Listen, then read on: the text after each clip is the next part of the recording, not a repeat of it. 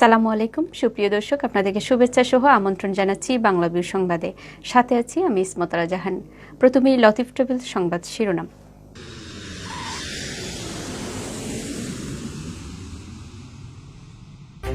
Corona পরিস্থিতি অবনতি হয়, সারা দেশে 14 দিনের শাটডাউনের সুপারিশ। পরিস্থিতি নিয়ে বিশেষজ্ঞদের উৎকণ্ঠা। পণ্য ডেলিভারি না হওয়া পর্যন্ত ই-ভ্যালির গ্রাহকদের টাকা থাকবে কেন্দ্রীয় ব্যাংকের নিয়ন্ত্রণে। অবিশ্বাস্য অফারে সতর্ক থাকার পরামর্শ বাণিজ্য মন্ত্রণালয়ের। সিলেটে বাড়ছে করোনা সংক্রান্ত, হাসপাতালে ভর্তি রোগী ও মৃত্যু। অবস্থার উন্নতি না হলে আসতে পারে লকডাউনের ঘোষণা। সিলেট নগরীর জিন্দাবাজার সড়কের ডিভাইডারে পকেট গেট রাখার দাবিতে ব্যবসায়ীদের বিক্ষোভ, দাবি মানার আশ্বাস মেয়র আরিফের। সিলেট 3 আসনের উপনির্বাচনের 4 প্রার্থীর কেউ প্রত্যাহার করেননি মনোনয়ন, ভোট গ্রহণ 28 জুলাই। দেশে করোনায় আরও 81 জনের প্রাণহানি, একদিনে আক্রান্ত শনাক্ত 6000-এরও বেশি। সিলেটে জোড়ালাশ উদ্ধারের রহস্য উন্মোচন হয়নি 5 দিনে, জানা যায়নি হত্যার কারণ। 5 তলা ভবন থেকে পড়ে যুবকের মৃত্যুর ঘটনায় আটক ভাই বোনের ফের রিমান্ড মঞ্জুর, প্রথম দফা রিমান্ডে মেলেনি কোনো তথ্য। সিলেটে একদিনে করোনায় আরও 4 জনের মৃত্যু, 125 জন আক্রান্ত শনাক্তের দিনে সুস্থ হলেন 85 জন। জকিগঞ্জ উপজেলায় গ্যাস অনুসন্ধান কাজে জকিগঞ্জ ওয়েলফেয়ার অ্যাসোসিয়েশনের ইউকের সন্তোষ প্রকাশ। কোনো অজুহাতে গ্যাস উত্তোলন যাতে বন্ধ না হয় সেই ব্যাপারে সতর্ক থাকার আহ্বান। এতক্ষণ শুনছিলেন শিরোনাম, এবার বিস্তারিত। করোনা পরিস্থিতি অবনতি হতে থাকায় বিচ্ছিন্নভাবে কিছু জেলায় লকডাউন চলার মধ্যেই 14 দিনের জন্য সারা দেশে লকডাউনের সুপারিশ করেছে কোভিড-19 সংক্রান্ত জাতীয় কারিগরি পরামর্শক কমিটি। বৃহস্পতিবার কোভিড কারিগরি পরামর্শক কমিটির সভাপতি অধ্যাপক মোহাম্মদ শহীদুল্লাহ স্বাক্ষরিত এক প্রেস বিজ্ঞপ্তিতেই এই তথ্য জানানো হয়েছে। বিজ্ঞপ্তিতে বলা হয়েছে, কোভিড-19 রোগের বিশেষ ডেল্টা প্রজাতির সামাজিক সংক্রমণ চিহ্নিত হয়েছে। দেশে ইতিমধ্যেই রোগের প্রকোপ অনেক বেড়েছে। এই প্রজাতির জীবাণু সংক্রমণ ক্ষমতা তুলনামূলকভাবে অনেক বেশি। স্বাস্থ্য অধিদপ্তরের তথ্য বিশ্লেষণে সারা দেশেই উচ্চ সংক্রমণ এবং 50-এর বেশি জেলায় অতি উচ্চ সংক্রমণ লক্ষ্য করা যাচ্ছে। করোনা ঠেকাতে খণ্ড খণ্ডভাবে নেয়া কর্মসূচির উপযোগিতা প্রশ্নবিদ্ধ হয়েছে। পার্শ্ববর্তী দেশ ভারতের অভিজ্ঞতা অনুযায়ী কঠোর ব্যবস্থা ছাড়া এর বিস্তৃতি প্রতিরোধ করা সম্ভব নয়। ভারতের শীর্ষস্থানীয় বিশেষজ্ঞের সঙ্গে আলোচনা করা হয়েছে। তাদের মতামত অনুযায়ী যেসব স্থানে পূর্ণ শাটডাউন প্রয়োগ করা হয়েছে সেখানে সংক্রমণ নিয়ন্ত্রণ হয়েছে। বর্তমান পরিস্থিতিতে রোগের বিস্তার নিয়ন্ত্রণের বাইরে চলে যাওয়া ও জনগণের জীবনের ক্ষতি প্রতিরোধ করার জন্য কমিটি সর্বসম্মতক্রমে সারা দেশে কমপক্ষে 14 দিন সম্পূর্ণ শাটডাউন দেওয়ার সুপারিশ করেছে। কমিটির সভাপতি মোহাম্মদ শহীদুল্লাহ বলেন, শাটডাউন মানে জরুরি সেবা ছাড়া সবকিছুই বন্ধ থাকবে। সংক্রমণ ঠেকাতে জরুরি সেবা ছাড়া যানবাহন, অফিস, আদালত সবকিছু বন্ধ রাখা প্রয়োজন উল্লেখ করে কমিটি বলেছে, এ ব্যবস্থা কঠোরভাবে পালন করতে না পারলে আমাদের যত প্রস্তুতি থাকুক না কেন স্বাস্থ্য ব্যবস্থা অপ্রতুল হয়ে পড়বে। বর্তমানে সারা দেশে বিধিনিষেধ চলছে, যা 15 জুলাই পর্যন্ত চলার কথা। এছাড়া করোনার বিস্তার রোধে ঢাকার আশেপাশের 7টি জেলায় কঠোর বিধিনিষেধ দিয়ে রাজধানী ঢাকাকে বিচ্ছিন্ন করার চেষ্টা চলছে। এই অবস্থার মধ্যে শাটডাউনের সুপারিশ এলো। অনলাইনে পণ্য বিক্রয়কারী ই-কমার্স প্রতিষ্ঠান ই-ভ্যালির পণ্য ডেলিভারি না হওয়া পর্যন্ত গ্রাহকের টাকা কেন্দ্রীয় ব্যাংকের নিয়ন্ত্রণে থাকবে বলে জানিয়েছে বাণিজ্য মন্ত্রণালয়। ই-ভ্যালির মতো আইল্যান্ড ভিত্তিক প্রতিষ্ঠানগুলোর দেয়া অবিশ্বাস্য অফারের বিষয়ে গ্রাহকদের সতর্ক থাকতেও মন্ত্রণালয়ের পক্ষ থেকে পরামর্শ দেওয়া হয়েছে।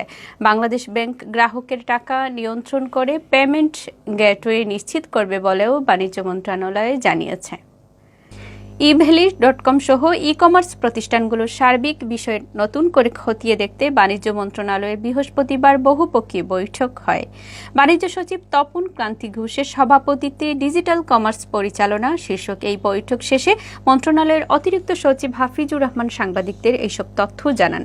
তিনি বলেন, খুব শিগগিরই বাংলাদেশ ব্যাংকের মাধ্যমে একটি এসওপি সার্ভিস ডেভেলপ করা হবে।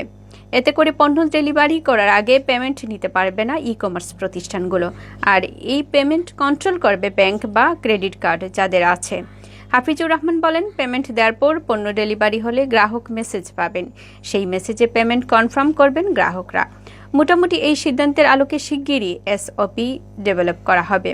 ট্যাক্স ভ্যাট ফাঁকির কোনো অভিযোগ আছে কিনা জানতে চাইলে তিনি বলেন, বাংলাদেশ ব্যাংকের প্রতিবেদনে ট্যাক্স সংক্রান্ত কিছু ছিল না, তাদের সম্পদের চেয়ে দায় বেশি, সেটি নিয়ে আলোচনা হয়েছে, তবে এ বিষয়ে কোনো সিদ্ধান্ত হয়নি। ক্রেতাদের পণ্য কেনা নিয়ে কোনো বার্তা আছে কিনা এ প্রশ্নের জবাবে অতিরিক্ত সচিব বলেন, ক্রেতাদের সতর্ক থাকতে হবে, যারা অস্বাভাবিক অফার দেয় তারা সন্দেহজনক আচরণ করতে পারে। তারপরও আমরা আশা করি তারা যেন অনলাইন কার্ড বা বিকাশ নগদের মতো সিস্টেমে পেমেন্ট করে, তাহলে পেমেন্ট কন্ট্রোল করা যাবে। আর এর বাইরে ভিন্ন পন্থায় যদি তারা অ্যাডভান্স দিয়ে দেয় তাহলে কিন্তু সমস্যা হতে পারে। সিলেটে হু হু করে বাড়ছে করোনা সংক্রমণ, সেই সঙ্গে বাড়ছে হাসপাতালে ভর্তি রোগী ও মৃত্যুর সংখ্যা। বর্তমানে সিলেটের একমাত্র কোভিড ডেডিকেট শহীদ শামসুদ্দিন আহমদ হাসপাতাল প্রায় পূর্ণ রোগীতে, অথচ এই কয়েকদিন আগেও হাসপাতালের অর্ধেকেরও বেশি সিট ছিল খালি। গেল এক সপ্তাহে সিলেটে নমুনা পরীক্ষা বিবেচনায় আক্রান্ত শনাক্তের হার দাঁড়িয়েছে প্রায় 22%। এদিকে আক্রান্ত শনাক্তের হার বৃদ্ধি, অন্যদিকে হাসপাতালে ভর্তি রোগী ও মৃত্যুর সংখ্যা বাড়ায় পরিস্থিতির ভয়াবহতা বিবেচনায় শিগগিরই সিলেটে লকডাউন ঘোষণার প্রয়োজনীয়তা দেখা দিতে পারে বলে মনে করেছেন বিশেষজ্ঞরা। সিলেট বিভাগীয় স্বাস্থ্য অফিস সূত্র জানায়, সিলেট বিভাগে গেল 24 ঘণ্টায় করোনা আক্রান্ত হয়ে মারা গেছেন 4 জন। মারা যাওয়া 4 জনই সিলেট জেলার বাসিন্দা। একই সময়ে নমুনা পরীক্ষায় আক্রান্ত শনাক্ত হয়েছেন 125 জন। গেল কয়েকদিন ধরে আক্রান্ত শতকের নিচে নামছেই না। সূত্র জানায়, গেল এক সপ্তাহে সিলেট বিভাগে করোনা আক্রান্ত শনাক্ত হয়েছেন 606 জন। এর আগের সপ্তাহে শনাক্তের সংখ্যা ছিল 511 জন। সিলেটে বর্তমানে ঘরে ঘরে সর্দি, জ্বর ও কাশির মতো করোনার উপসর্গ দেখা দিলেও অনেকের নমুনা পরীক্ষা করা থেকে বিরত থাকছেন। ফার্মেসি থেকে ওষুধ নিয়ে চিকিৎসা চালিয়ে যাচ্ছেন। নমুনা পরীক্ষা বাড়লে শনাক্তের সংখ্যা কয়েক গুণ বাড়বে বলে মনে করেছেন সংশ্লিষ্টরা। কোভিড ডেডিকেটেড 100 শয্যার শহীদ ডাক্তার শামসুদ্দিন হাসপাতালে এক সপ্তাহ আগে গড়ে প্রতিদিন রোগী ভর্তি থাকতেন 40-45 জন। এখন ভর্তি রোগীর সংখ্যা বেড়ে দাঁড়িয়েছে 85 থেকে 90 জনে। সংক্রমণ না কমলে শামসুদ্দিন আহমদ হাসপাতালে রোগী জায়গা দেওয়া সম্ভব হবে না। তখন রোগীদের খাদিমপাড়া ও দক্ষিণ সুরমা আইসোলেশন সেন্টারে পাঠাতে হবে। সিলেটের ডেপুটি সিভিল সার্জন ডাক্তার জন্মেজয় দত্ত জানান, গেল এক সপ্তাহে নমুনা পরীক্ষায় করোনা শনাক্তের হার দ্বিগুণ বেড়েছে। হাসপাতালে ভর্তি রোগীর সংখ্যাও বেড়েছে প্রায় দ্বিগুণ। আক্রান্ত শনাক্ত, হাসপাতালে ভর্তি রোগী ও মৃত্যু এভাবে বাড়তে থাকলে সিলেটকে লকডাউনের আওতায় আনার কোনো বিকল্প থাকবে না। করোনা সংক্রমণ বৃদ্ধি প্রসঙ্গে ডাক্তার জন্মেজয় দত্ত বলেন, মানুষ বেপরোয়া চলাফেরা করছে, অর্ধেক মানুষও সঠিকভাবে মাস্ক ব্যবহার করছে না। স্বাস্থ্যবিধি না মানায় দিন দিন সিলেটের অবস্থা খারাপের দিকে যাচ্ছে। স্বাস্থ্যবিধি নিশ্চিত ছাড়া অবস্থার উন্নতি ঘটানো কোনোভাবেই সম্ভব হবে না।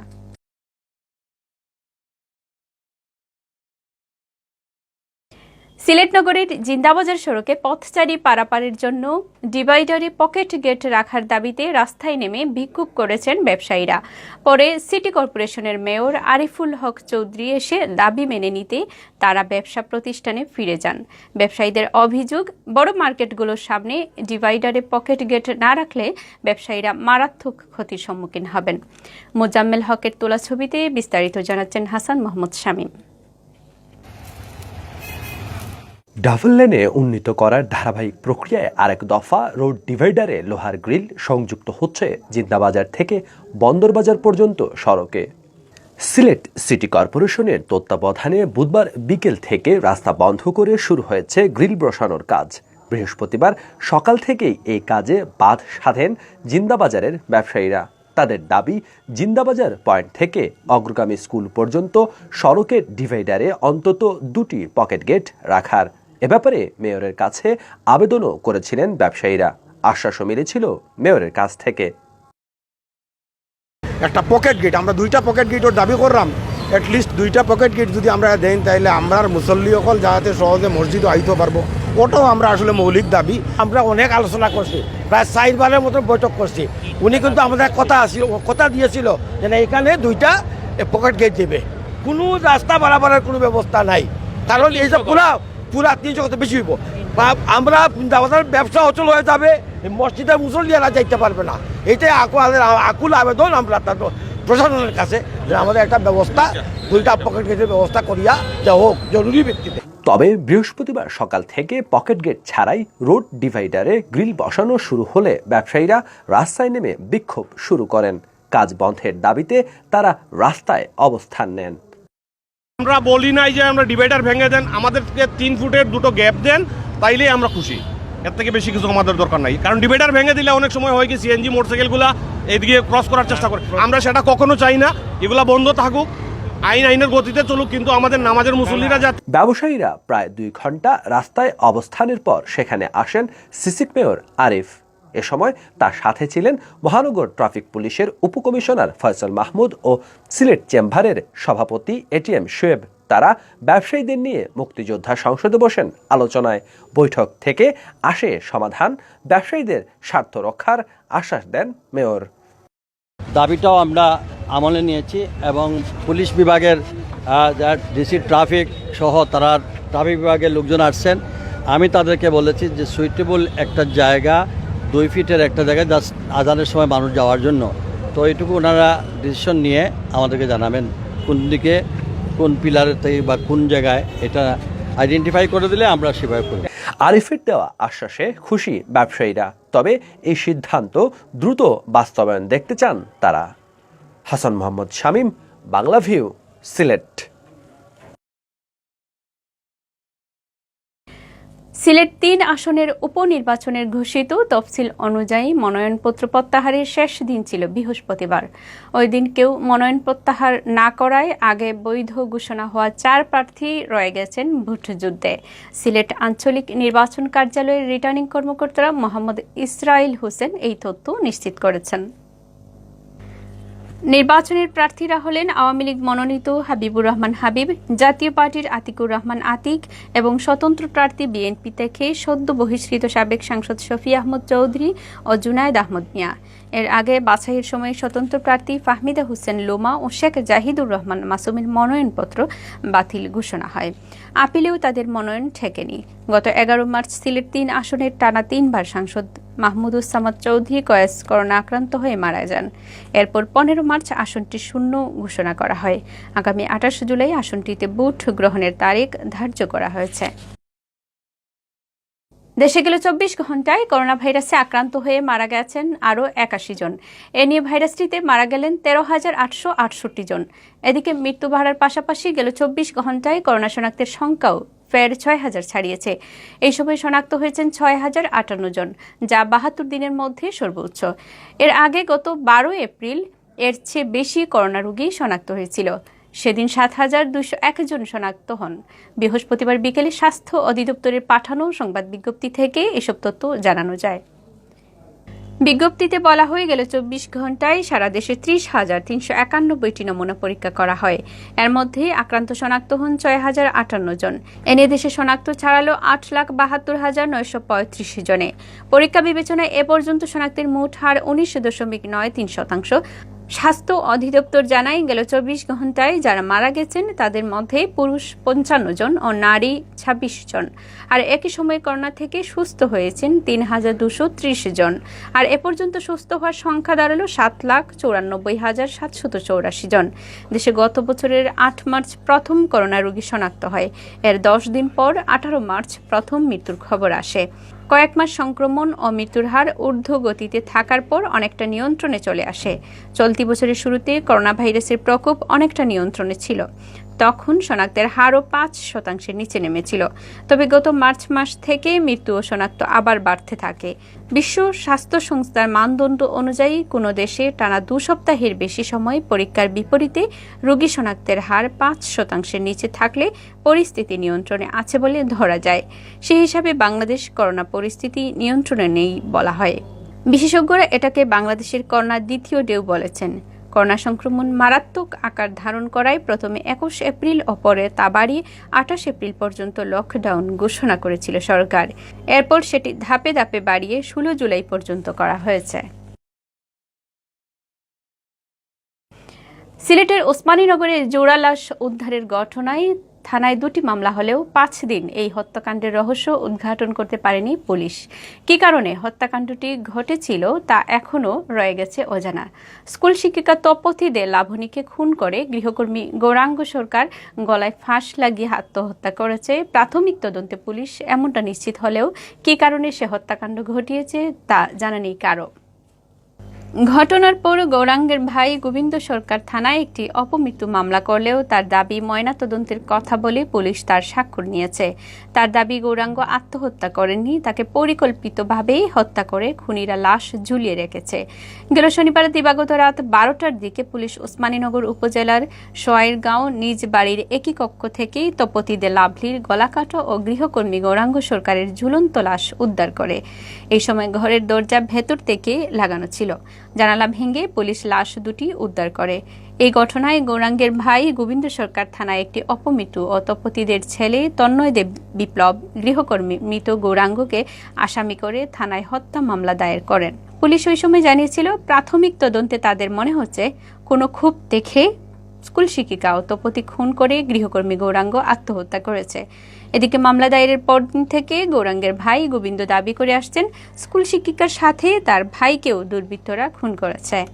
হত্যাকাণ্ডের ধামাচাপা দিতে খুনিরা গৌরাঙ্গের লাশ ঝুলিয়ে রেখেছিল। গোবিন্দের দাবি ঘটনার পর পুলিশ লাশ ময়নাতদন্তে পাঠানোর কথা বলে একটি কাগজে তার স্বাক্ষর নেয়। পরে তিনি জানতে পারেন তিনি নাকি অপমৃত্যুর মামলা দায়ের করেছেন।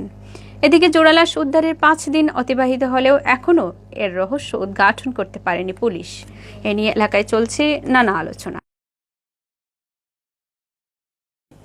সিলেটে রাবিদ আহমদ নাজিম নামের এক যুবকের 5তলা ভবন থেকে পড়ে রহস্যজনক মৃত্যু নিয়ে থানায় দায়েরকৃত হত্যা মামলায় দুজনের ফের রিমান্ড মঞ্জুর করেছেন আদালত। বৃহস্পতিবার সিলেটের মুখ্য মহানগর হাকিম আদালতে বিচারক শুনানি শেষে তাদের 3 দিনের রিমান্ড মঞ্জুর করেন। পুলিশ 7 দিনের রিমান্ডে আবেদন জানিয়েছিল। রিমান্ড মঞ্জুর হওয়া শাহনিয়া বেগম ও আকবর হোসেন সিলেটের বালাগঞ্জ উপজেলার গহরপুর এলাকার আলাউদ্দিন আনোয়ারের সন্তান। প্রথম দফায় 3 দিনের রিমান্ড নিয়ে জিজ্ঞাসাবাদে তাদের কাছ থেকে নাজিমের মৃত্যু নিয়ে কোনো তথ্য উদ্ঘাটন করতে পারেনি। তাই গেল বুধবার তদন্ত কর্মকর্তা আদালতে শাহনিয়া ও আকবরের আরও 7 দিনের রিমান্ডের আবেদন জানান। গতকাল বৃহস্পতিবার শুনানি শেষে বিচারক তাদের 3 দিনের রিমান্ড মঞ্জুর করেন। গেল 7 জুন সকালে সিলেট নগরীর কাজীটুলা উঁচা সড়কস্থ চৌধুরী বিলার 5তলা থেকে পড়ে গুরুতর আহত হন শহরতলির পীরের বাজার 8ঘাও কেওড়া গ্রামের নূর মিয়ার ছেলে রাবিদ আহমদের নাজিম। আশঙ্কাজনক অবস্থায় তাকে ওসমানী হাসপাতালে নেওয়া হলে তার মৃত্যু হয়। নাজিম ওই বাসায় 5তলার একটি ফ্ল্যাটে শাহনিয়া ও আকবরদের সাথে সাবলেট থাকতেন। তবে এই বিষয়টি জানতেন না তার পরিবারের সদস্যরা। নাজিমের মৃত্যুর পর তার পরিবারের পক্ষ থেকে এটিকে পরিকল্পিত হত্যা দাবি করে থানায় মামলা দায়ের করেন। পুলিশ শাহনিয়া ও তার ভাই আকবরকে এই মামলার গ্রেফতার করে। সিলেট বিভাগে প্রতিনিয়ত বাড়ছে করোনা ভাইরাসে আক্রান্তের সংখ্যা, সেই সাথে বাড়ছে প্রাণহানি। গেল 24 ঘন্টায় আরও 4 জনের মৃত্যু হয়েছে করোনায়, আর একই সময়ে আক্রান্ত শনাক্ত হয়েছেন 115 জন, আর সুস্থ হয়েছেন 85 জন। বৃহস্পতিবার স্বাস্থ্য অধিদপ্তরের সিলেট বিভাগীয় পরিচালক ডাক্তার সুলতানা রাজিয়া স্বাক্ষরিত এক প্রতিবেদনে এই তথ্য জানানো হয়। নতুন 4 জন সহ সিলেট বিভাগে মৃতের সংখ্যা দাঁড়িয়েছে 456 জনে। এর মধ্যে 374 জনই সিলেট জেলার। বাকিদের মধ্যে মৌলভীবাজারে 33 জন, সুনামগঞ্জের 30 জন, হবিগঞ্জের 19 জন রয়েছেন। গেল 24 ঘন্টায় সিলেটের 4টি ল্যাবে নমুনা পরীক্ষায় 125 জন করোনা আক্রান্ত শনাক্ত হন। এর মধ্যে সিলেট জেলার 58 জন, সুনামগঞ্জের 19 জন, হবিগঞ্জের 16 জন, মৌলভীবাজারে 15 জন রয়েছেন। নতুন এই 125 জন সহ সিলেট বিভাগে করোনা প্রমাণিত রোগীর সংখ্যা দাঁড়িয়েছে 24,652 জনে। এর মধ্যে শুধুমাত্র সিলেট জেলায় আক্রান্ত হয়েছেন 16,321 জন। যারা সুনামগঞ্জে 2,919 জন, হবিগঞ্জে 2,618 জন, মৌলভীবাজারে 2,794 জনের করোনায় আক্রান্ত শনাক্ত হয়ে গেছেন। গেল 24 ঘন্টায় সিলেট বিভাগে করোনা থেকে সুস্থ হয়েছেন 85 জন। এর মধ্যে সিলেট জেলার 73 জন, হবিগঞ্জে 2 জন, মৌলভীবাজারের 10 জন। এ নিয়ে সুস্থ হওয়ার সংখ্যা দাঁড়ালো 23,041 জন। এর মধ্যে সিলেট জেলার 15,585 জন, সুনামগঞ্জের 2,803 জন, হবিগঞ্জের 2,094 জন ও মৌলভীবাজারের 2,559 জন।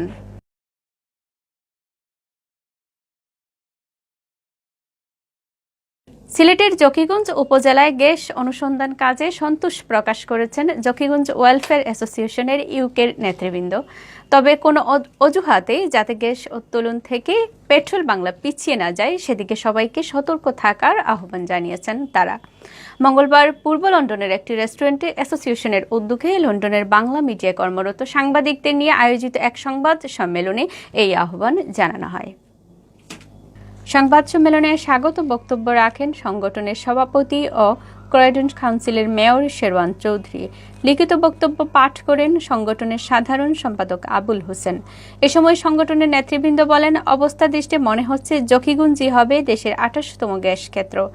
এখান থেকে গ্যাস উত্তোলিত হলে জাতি গ্রিডে দেওয়ার পাশাপাশি স্থানীয়দের গ্যাস সরবরাহ করতে হবে। এছাড়া গ্যাস ক্ষেত্রটি স্থানীয় লোকদের কর্মসংস্থানের ব্যবস্থা করে দিতে হবে। এছাড়া নেতৃবৃন্দ জকিগঞ্জ সীমান্ত দিয়ে ইয়াবাসহ সব ধরনের মাদকদ্রব্য অনুপ্রবেশ বন্ধে প্রশাসনের কঠোর হস্তক্ষেপ কামনা করেন।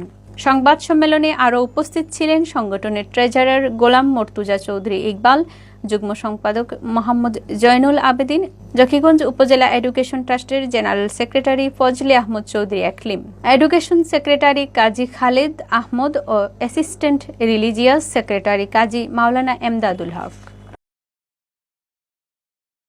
এতক্ষণ শুনছিলেন বাংলাভিউর রাতের সংবাদ। এরপর প্রচারিত হবে সিলেটের আঞ্চলিক ভাষার সংবাদ। দেখার আমন্ত্রণ রইল। সাথে থাকার জন্য ধন্যবাদ।